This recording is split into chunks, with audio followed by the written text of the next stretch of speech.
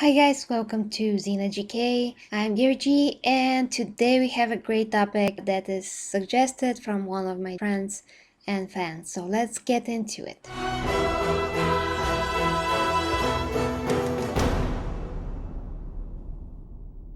So guys, I hope that you enjoyed my recent videos here on the channel.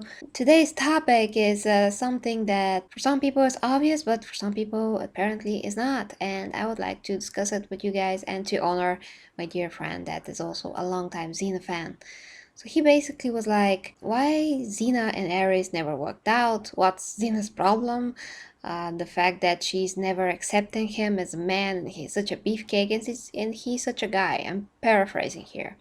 Yeah, that is right. I mean, he is, such a guy, such a man, all of those things. But there's a very simple answer to that.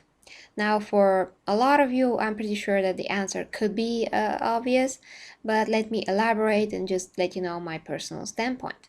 So, we all know that Xena had a lot of guys in her life, and Ares was one of those guys that, taught her a lot. We did saw some flashbacks from when she was evil Xena, how he was next to her, whispering things in her ears, teaching her how to be an evil warlord and just shaping her into the image that he always wanted to see.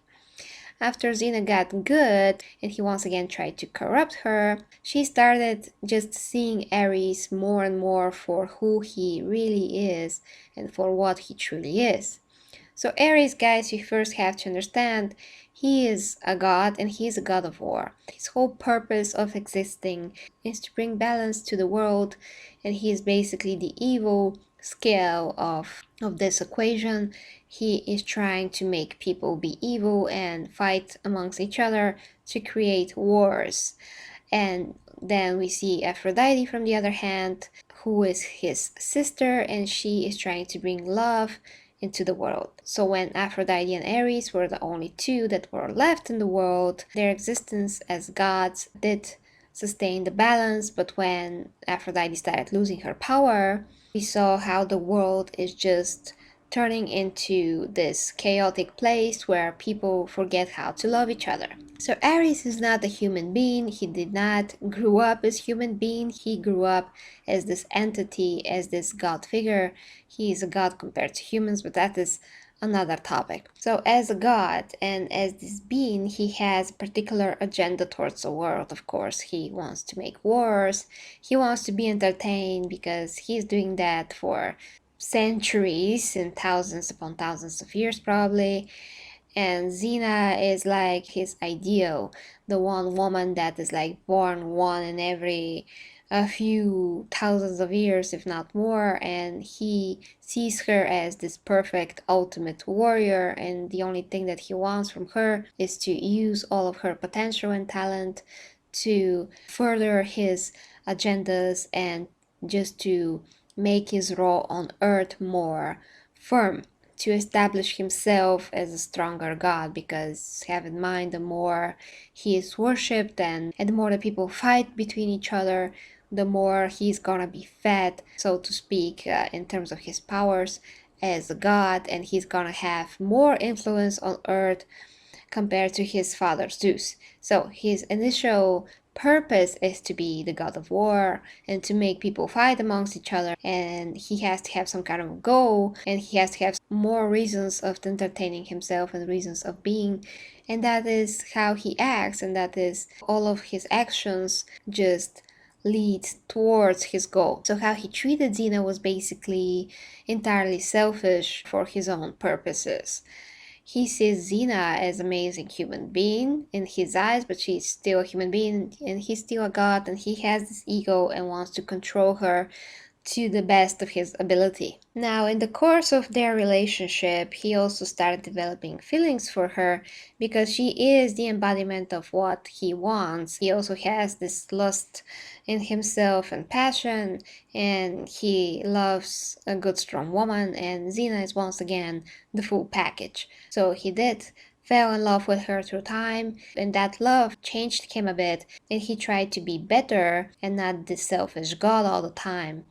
But within his core and his being, what he is, he is the god of war, and he is this being of, well, not a very good energy, so to speak. Now, Xena is very smart. She developed as a warrior, and she grew up in a sense being around him and him teaching her how to be very evil and controlling. He is just projecting the qualities that he wants to see on her.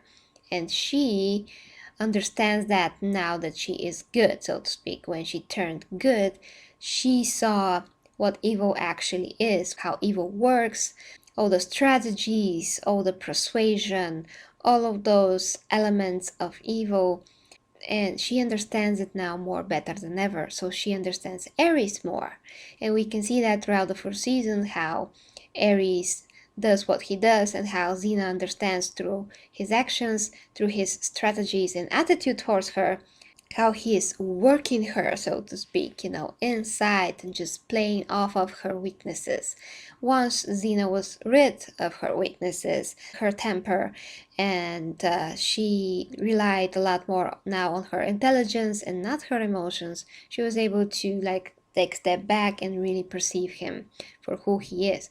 Now, Xena is also a woman and she appreciates a strong man. And he's a very powerful guy. Of course, he's a god and he is strong in that kind of a way. He's manly in that kind of a way as well. He's not very strong in terms of human qualities. He has a lot of weaknesses himself because he is this only one thing. He's not a lot of things. He's just this only one thing. He's not like fully one-dimensional because he was able to feel love, but what makes Ares very flawed is just his nature, and he cannot grow over that too much unless he loses all of his powers. The priority of his life will always going to be to get the powers back, and we also saw that, and Xena saw the imbalance that having him being a human without powers, what that is also doing to the world, and she wanted to restore balance between him and Aphrodite and make them both gods when they both lost their powers. A lot of nuances to this, but Xena said it many times. Like in a direct speech, she said it, that he will always be Ares. He always told her that it is what he does. You have to watch actually this exact episode that I presented here to remember what he said, that he is what he is, and although he is loving Xena and wants to be with her, he doesn't know how to do that, and he is very immature in that regard, and Xena cannot have an immature guy next to her. That is a wild card, and she doesn't know what he's gonna do in the next moment.